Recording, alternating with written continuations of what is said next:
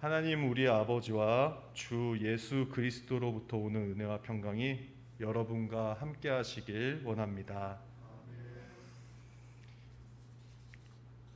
오늘 본문의 말씀은 다윗이 자신의 아들 압살롬으로부터 쿠데타로 인해서 피신을 가고 있는 상황입니다. 이러한 상황에 다윗의 심정을 사무엘하 15장 30절이 잘 표현하고 있는 것 같습니다. 제가 30절을 읽어드리겠습니다.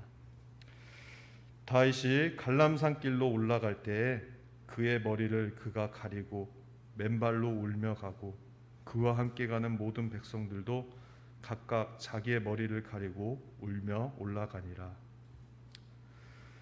이렇게 마음이 좋지 않은 상황에서도 더욱 그를 향하여 저주하는 자가 나타났습니다.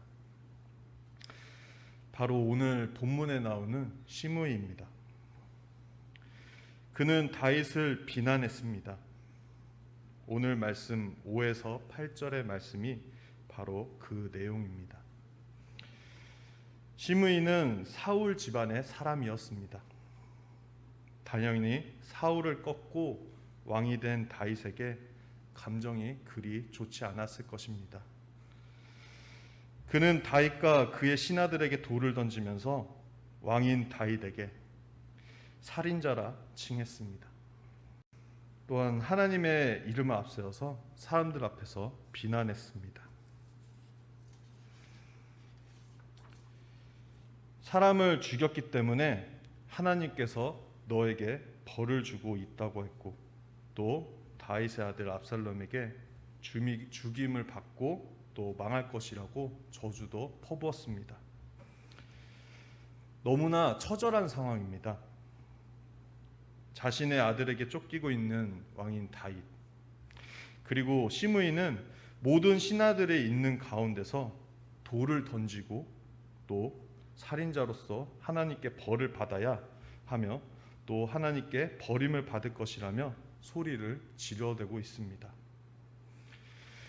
그간 다윗의 업적이나 훌륭한 인격이나 또 신앙은 시므이의 이런 행동 앞에서 모두 잊어버렸을 것입니다.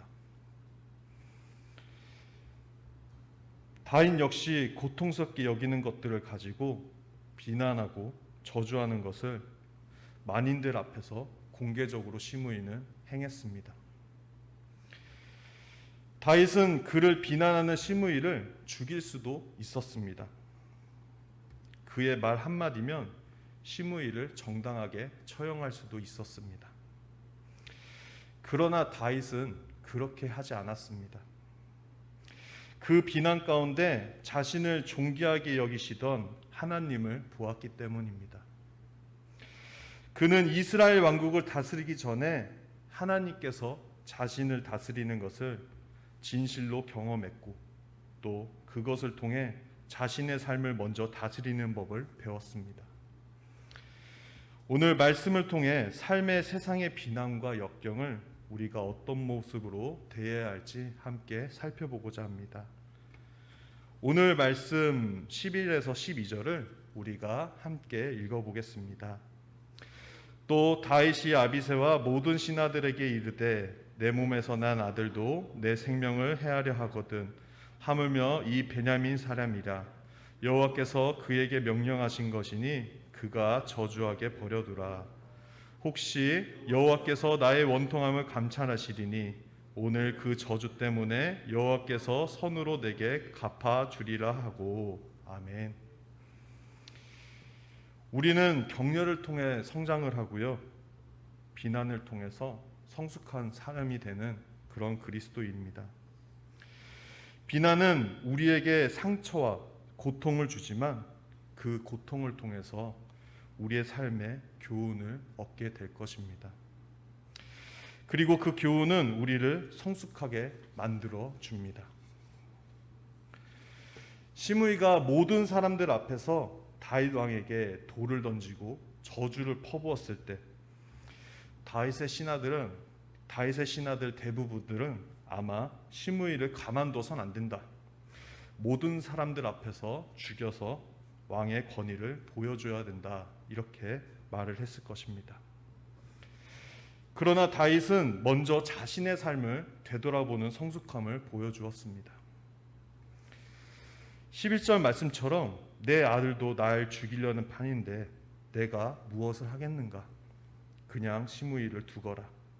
이 모든 게 하나님 뜻이다 라고 말했습니다. 다윗은 그 비난마저도 하나님의 섭리 가운데 있음을 깨닫고 겸손한 왕의 모습으로 자신의 삶을 돌아보았습니다.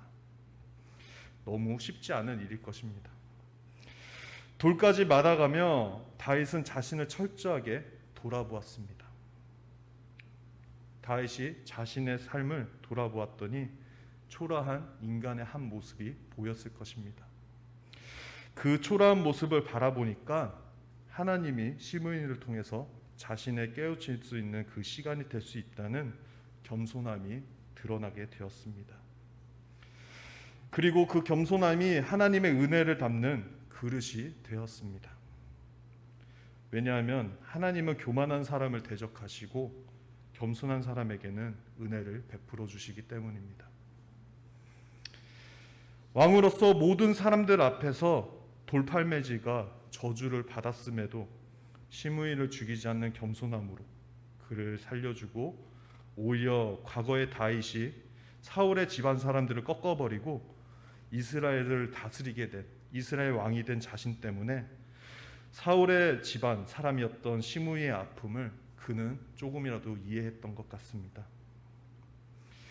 그리고 그 모든 것 가운데 하나님께서 저주 대신 복을 주시리라는 그런 소망을 선포하는 놀라운 모습을 우리에게 보여주고 있습니다. 여기에 모인 우리 모두가 삶의 고통이나 역경이나 비난 때문에 낙담하거나 힘이 뺏기거나 무기력한 것이 아니라 그 일을 통해 우리가 볼 수 없는 것을 보고 생각할 수 없는 것을 생각하고 삶의 다른 면들을 또 발견하고 사람들의 생각의 다른 면들을 발견하면서 겸손한 모습으로 다시 하나님 앞에 나아가는 그런 은혜를 담는 그릇을 준비하는 저와 여러분이 되기를 그리스도 예수님의 이름으로 간절히 소망합니다.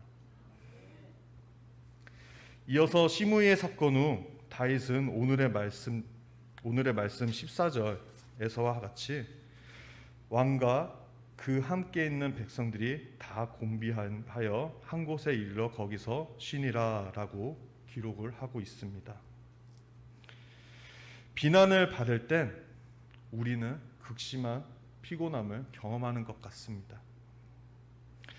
다윗 역시도 그러했던 것 같습니다. 그러므로 비난을 받은 경험을 통해서 저와 여러분은 무엇을 변화시킬지 생각해 봐야 할 것 같습니다. 우리는 다른 사람을 함부로 비난하지 말며 하나님이 저와 여러분을 귀하게 여기시듯 우리 자신이 먼저 우리 스스로를 존귀하게 여기고 또 다른 사람을 존귀하게 세울 수 있는 칭찬의 사람으로 변화해야 한다고 느끼는 것 같습니다. 왜냐하면 교회에서 삶뿐만 아니라 삶의 정 영역에서 비난은 좋은 관계를 맺기 힘들고요. 또 좋은 열매를 맺을 수 없기 때문입니다. 세상은 비난하고 비판하지 않는다면 결코 발전이 없다고 가르치고 있습니다. 비난하지 말자는 것은 책망도 하지 말자는 말이 아닙니다. 정말 잘못된 것을 바로잡고 바로잡음으로 섬기는 것, 바로잡아야 할 분명한 이유가 있을 때 한 영혼을 정말로 사랑할 때 이때 행하는 일이 책망이기 때문입니다. 이것은 사람에게 상처를 주는 것이 아니라 그 상처를 치유하도록 도와주는 것입니다. 비난은 상처로서 남지만 책망은 상처가 낫고 그것을 통해 더욱 건강한 삶을 만들어 줍니다. 그 책망 안에는 칭찬으로서 사랑을 담고 용서를 담아 지혜롭게 사랑하여 함께하는 이들의 가능성을 넓혀주고 또 넘어진 사람들을 세워주고 자라지 못하는 이들을 키우는 일에 사용하는 것입니다. 그러나 늘 말씀드리지만 말처럼 쉽지는 않습니다. 삶 가운데 은혜와 실천은 괴리감이 늘 있기 때문입니다. 그렇다고 우리가 마음 따로 몸 따로 허우적거리는 삶을 살 수도 없는 법입니다. 그럼에도 불구하고 하나님께서 저와 여러분을 보시는 것처럼 그 사랑스럽고 다정스러운 눈으로 영혼을 다시 바라보았으면 좋겠습니다. 하나님께서 우리를 존귀하게 여기사 우리가 우리를 존귀하게 여길 수 있게 되었듯 타인을 존귀하게 여기는 아름다운 물로 인생을 문들여 갔으면 좋겠습니다. 비난하는 사람들마저도 사랑하고 축복하는, 칭찬하는, 그래도 이것은 어려울 것 같습니다. 우리의 가능 영역을 벗어난 범주인 것 같기 때문입니다. 그럼에도 불구하고 은혜 받은 자로서 우리 성령님을 의지하며 사랑할 수 있는 그 길이 확장되기를 원합니다. 이 확장의 길 가운데 실천하는 사랑이 나타나길 원합니다. 은혜와 실천 가운데 그 괴리감이 우리 성령님께 의지함으로 그 거리가 좁혀지기를 원합니다. 성령의 충만함으로 비난에 피곤하여 무기력한 사람이 아니라 그 비난을 통해 성숙하여지고 은혜를 사모할 수 있는 그런 사람이 되었으면 좋겠습니다. 그 은혜를 통해 비난의 사람의 그 옛모습으로 남아있는 것이 아니라 칭찬하는 새 사람으로 변화하였으면 좋겠습니다.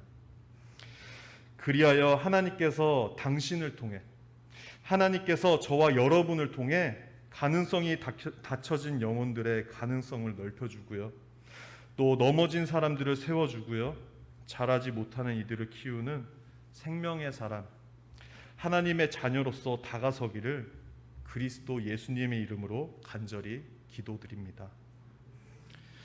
모든 지각에 뛰어나신 하나님의 평강이 그리스도 예수님 안에서 저와 여러분의 생각을 지켜주시길 원합니다. 기도드리겠습니다. 하나님, 오늘 말씀을 통해 주님의 사랑이 얼마나 크신지를 우리가 다시 한번 깨닫습니다. 주님께서는 세상의 비난과 저주 가운데서도 충분히 너무나 억울하셨을 것 같은데 우리 사랑에 대한 확증으로 십자가에 친히 올라가셨습니다.